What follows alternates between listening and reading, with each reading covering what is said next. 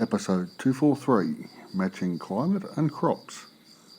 This is the Change Underground for the week ending the 25th of January 2021. I'm your host, John Moore.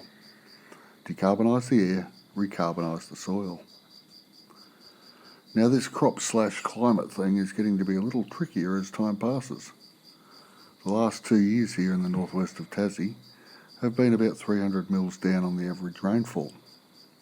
Now, in Australia, as a rule of thumb, the average rarely represents any one year's actual rainfall.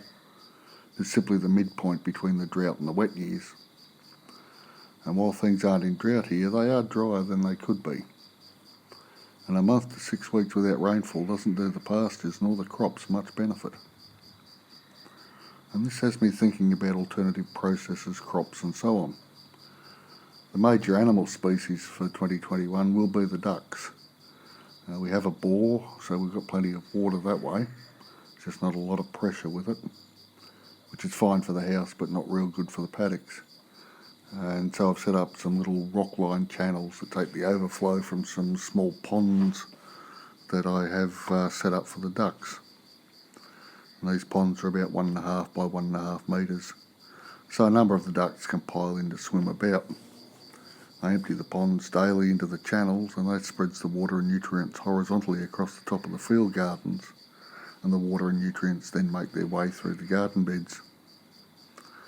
And so I've been looking for shorter season crops to feed the ducks and to feed us, and buckwheat is the summer crop of choice for both feed and cover cropping. These may be followed by broad beans, which I've also planted in some other areas to prepare the way for the garlic next autumn. The sweet corn took on one of the larger gardens, but on the other two it was just too dry.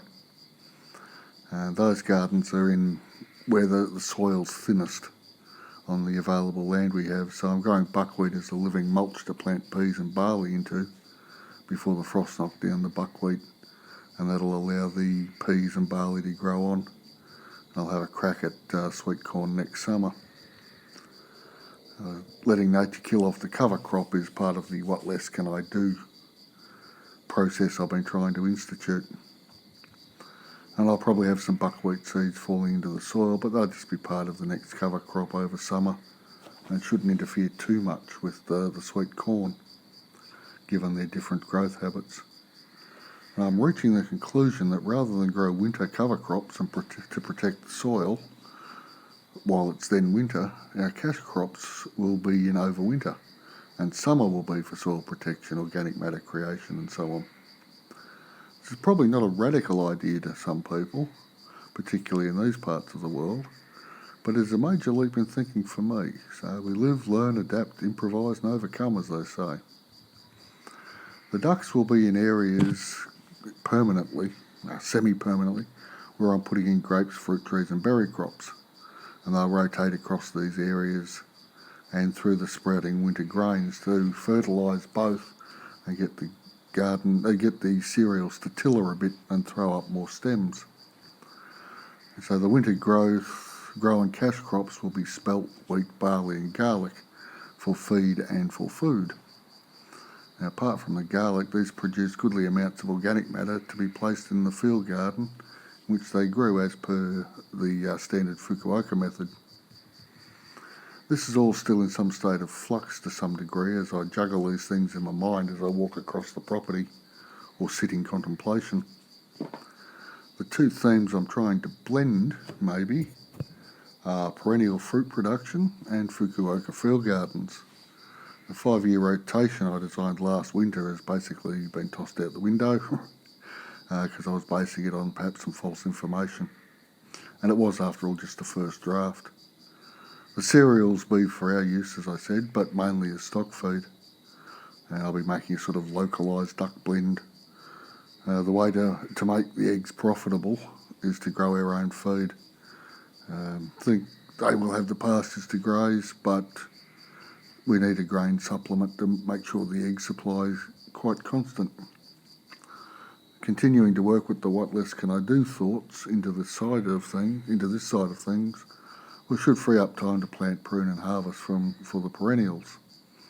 And with any luck, each month should have a slightly different task depending on how the seasons roll out. As all of us across the world are a couple of months out from returning of the next season, either Northern or Southern Hemisphere obviously, now is a good time to probably start thinking about the next growing season. As such, I'm adding a new module each month to the Change Underground No Dig Gardening course. January was some mulches, a few creative ideas as well as traditional, and a quick look at a trap for young players that I fell for that will hopefully stop others suffering. Next month we'll be on community gardens as a resource.